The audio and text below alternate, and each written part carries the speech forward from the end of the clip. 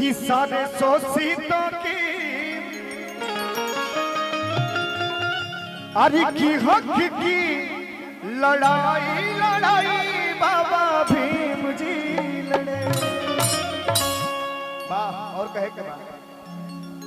अरे की भीम जी लड़े बाबा भीम जी लड़े। और भौजी आप भी मानते हैं बाबा साहब को, अभी आपकी भी बारी आएगी। कहे के बाद कि आप कर ले थोड़ी अधिक उनकी बड़ाई लड़ाई बाबा भीम जी लड़े। अच्छा जितने लोग बा उतने लोग एंजॉय करे के बतने हाथ उठावे के बा भैया। जे भी बाबा साहब के माने वाला बा तनी हाला के ताली बजी हर जब यहाँ के बाजी तो ठीक बा। जे भी अनुयायी बा माई बहन जे भी लोग बा हमारे कहे के बा कि आप कर ले थोड़ी ताली बजा के आप कर ले थोड़ी आप कर ले थोड़ी उनकी बड़ाई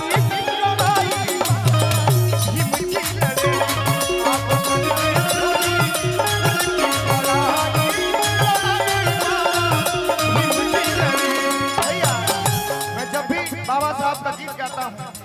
तो मेरा रोआ रोआ खड़ा हो जाता है भैया। मैं दिल से गाता हूँ बाबा साहब के गीतों को और मैं चाहता हूँ कि आप लोग भी उतना ही दिल से प्यार आशीर्वाद दीजिए और बाबा साहब का सम्मान करिए। कहना है भीम जी लड़े भीम जी लड़े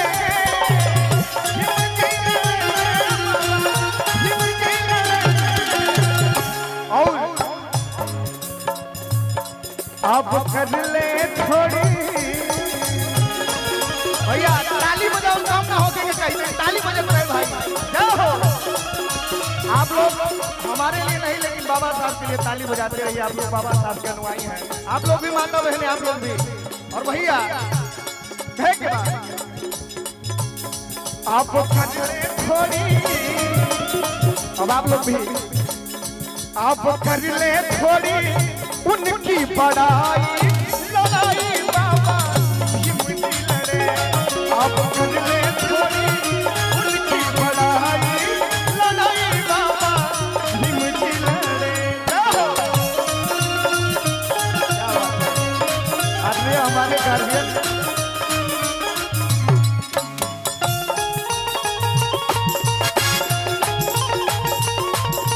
अच्छा परवीन भैया ये प्रवीण प्रधान भैया को बहुत बहुत सम्मान मैं आपको सादर प्रणाम करता हूँ।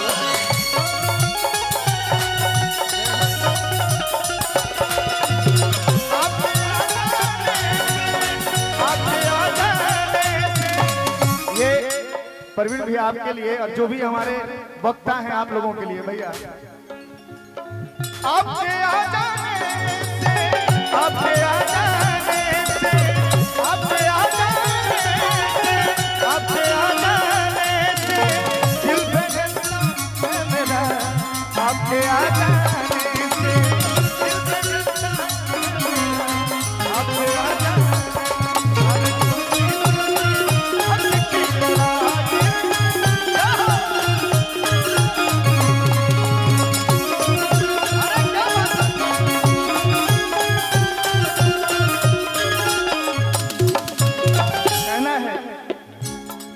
ना रब ने दिया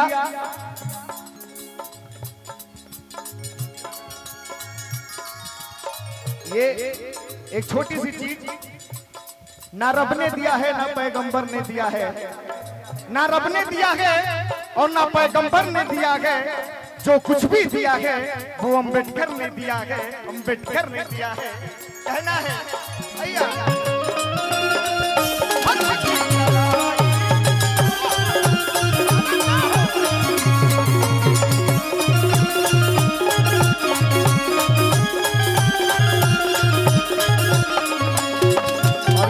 लास्ट में कहना है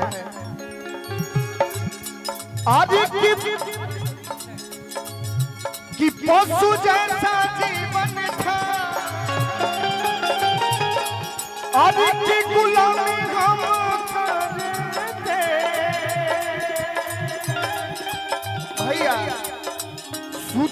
भोजन जल बिना पल पल मरते भोजन जल बिना पल पल भोजन जल बिना पल पल और कि पशु जैसा जीवन था कि गुलामी हम करते भैया बाबा जी मैं चाहूंगा कि स्पेशल आप जरूर ताली बजाइएगा शुद्ध भोजन जल बिना पल पल मरते शुद्ध भोजन जल बिना पल पल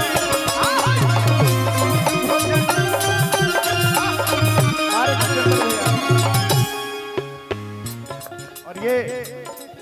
बड़े भैया जितेंद्र भैया आपकी तरफ से बहुत बहुत सम्मान आप आने वाले हमारे बेलखरा विधानसभा के हाँ जानते वाले जितेंद्र भैया बहुत बहुत सम्मान आपका कहे के बाद लास्ट में उनकी देन है भैया उनकी देन है हम करते पढ़ाई लड़ाई बाबा हिम्मती लड़े उनकी देन है हम करते पढ़ाई लड़ाई बाबा हिम्मती लड़े हिम्मती लड़े बाबा हिम्मती लड़े हिम्मती लड़े बाबा हिम्मती लड़े अगर इजाजत होगे तो हमारा डांस करे के मन करता भैया बाबा साहब के गाना पे आप लोग ताली बजान दो पक्का ना जय हो अब भाई तनी आई गमछी दो तो कलाकारी में रोके के चाहिए भैया भीम जी लड़े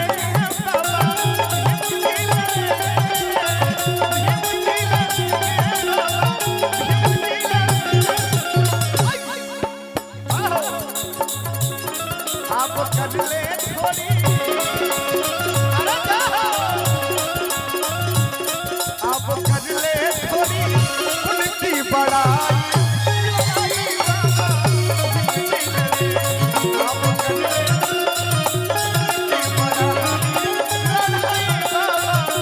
आप कर ले थोड़ी उनकी बड़ाई लड़ाई दिल से बहुत बहुत धन्यवाद आपको अरे हम जानते हैं परवीन भैया को प्रधान जी को हम नहीं जानते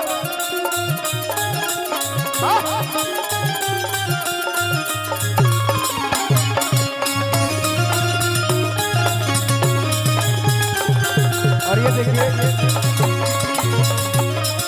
आदमी हमारे जितेंद्र भैया मैं चाहूंगा जितेंद्र भैया एक आइए अधिक की गजब में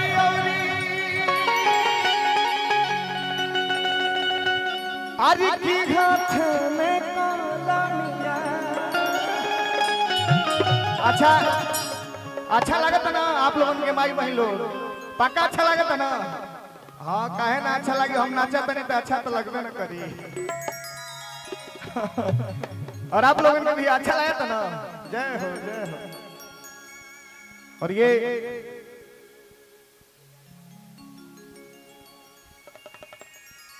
कहे के बाद कि गजब में आज की हाथ में कलमिया अरे तो के करती हर देख लिया ध्यान तन को नजर हटी दुर्घटना घटी दिमाग में रहे भैया लोग हाँ अरे तो के करती हर आए भैया के करती हर कि हाई पिए वाला कोनिया के करती हर आए पिए वाला कोनिया के करती हर आए लेकिन यही में एगो देसी चीज अब देखिए ए पर अगर मैं हरारू हो चाहे लड़का डांस करिएगा तो कौन भाव में भैया ताली बजाओ के भाई, ताली बजाओ के हे ए भाई देखा कलाकारी है सोनी जी, हंसे के नहीं थे कहल जाला जहां जैसन तहां तैसन ना करे तो मरब कैसन का हो। हां भाई ओढ़ ले तनी आबो कहा जाबा में औरी हाथ में कलमिया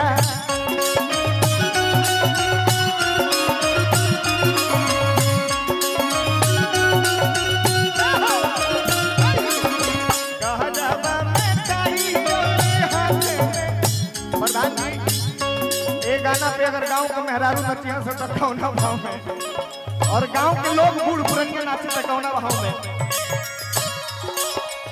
बाबा साहब का गीत बात खुशी के बात था ए हो कह जाबा में चाहिए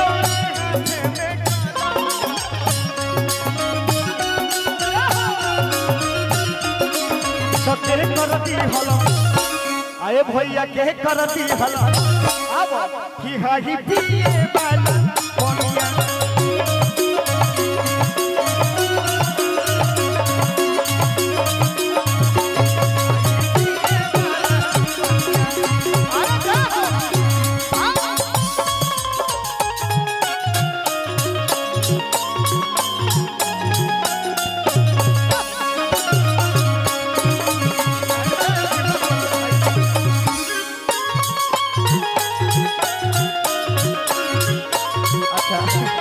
और ये आगे हमारे मनीष भैया,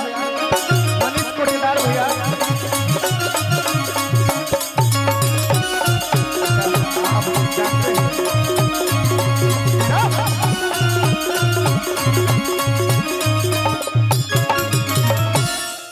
और कहे के बाद आदरणीय हमारे मनीष भैया कोटेदार जी बहुत बहुत सम्मान और कहे के भाई हो अरे की एमपी एमएलए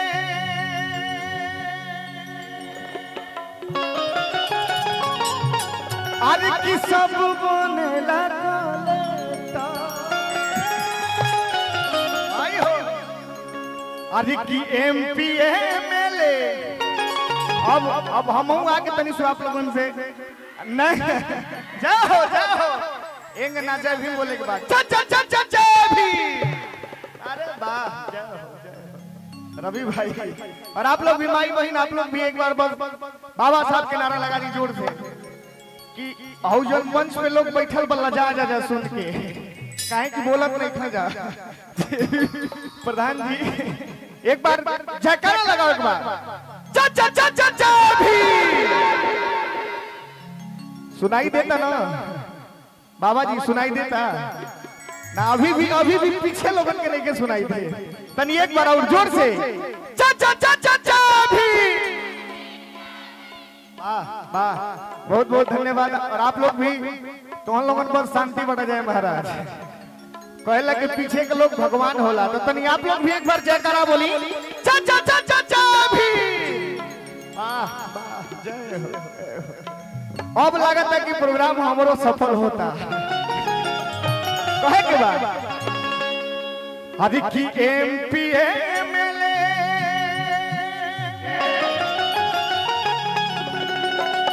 अरे की सब बनेला कलेक्टर अब एमपी एमएलए सब बनेला कलेक्टर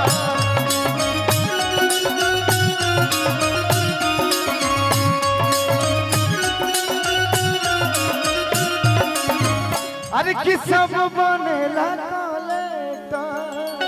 देखिए बाबा साहब के गाने पे कोई डांस करना कोई गुनाह नहीं है, ठीक है। ये खुशी है कि हमारी महिलाएं भी जागरूकता हो रही हैं, हमारी महिलाएं भी आगे बढ़ रही हैं, हमारे लोग भी आगे बढ़ रहे हैं, इसमें कोई दिक्कत नहीं। हाँ बाबा अब तो भैया एमपी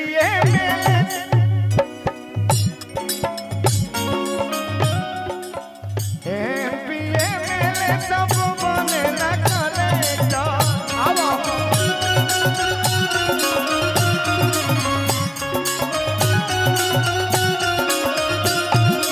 अब बुझा तक कि तुम्हारा आईडी फॉलो हो जाए है ना।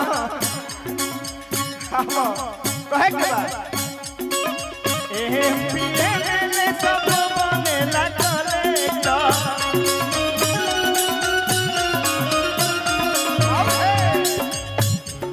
अरे तो केकर दिहल हा भाई हो, केकर दिहल हा, जोर से आवाज आवे के चाहिए, केकर दिहल हा बाबा साहब के। अरे तो केकर दिहल हा कि हाउ दिल्ली राजा भैया हिम्मत के दिहल हा।